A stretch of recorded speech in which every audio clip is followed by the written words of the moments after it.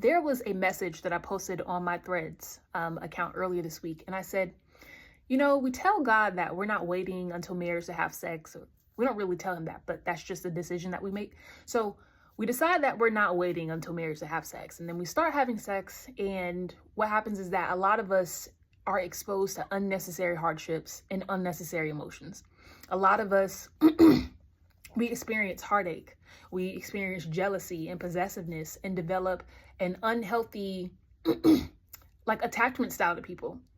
In our hardships, some of us experience abortions, right? Some of us contract STDs. Single parent households are more prevalent now than ever. And then on top of that, a lot of us don't even have the stability, the finances, and the maturity to be raising children in the first place, right?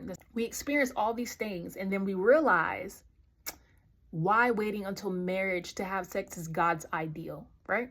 So that was my message. And then in response, somebody said, well, I understand where you're coming from, but these emotions or these hardships is something that can still be experienced within marriage, that you don't have to fornicate in order to feel jealousy or to feel heartache.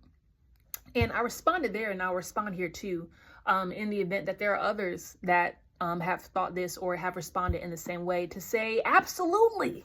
I agree with you. Duh, right?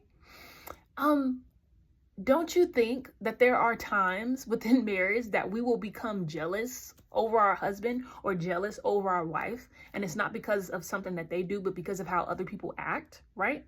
Do you not think that any point in time during our marriage that our feelings won't get hurt, that our heart won't be broken? Do you think that in marriage, there has never been a point in time where a couple had to go through with an abortion for one reason or another? That a couple had to deal with an STD because one of the spouses committed adultery?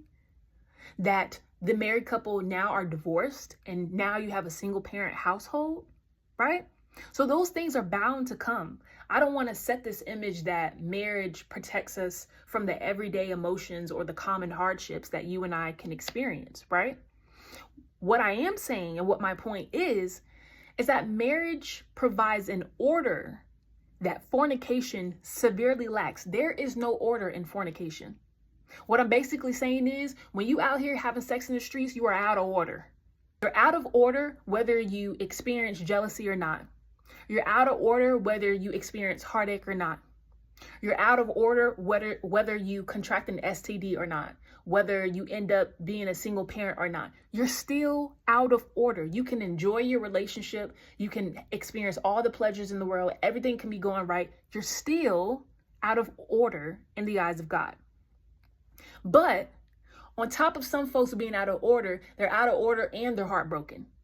They're out of order and you jealous. You're out of order and you're possessive. You're out of order and you done developed an unhealthy attachment style. You're out of order and you contracted an STD. You know what I'm saying? Not you out of order and you jealous after somebody that wasn't yours or wasn't supposed to be yours in the first place.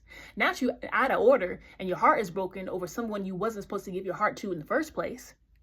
Contracting an STD with somebody you wasn't supposed to be contracting with in the first place. That's what I'm saying, right? So it's not a matter of get married so that way you don't get jealous or that your heart doesn't get broken or that you don't experience this or that. In that case, everybody would want to be getting married. On top of everybody wanting to be getting married now, right? So I'm not saying to do this to protect yourself. What I'm saying is do this to get in order, that a lot of us are out of order.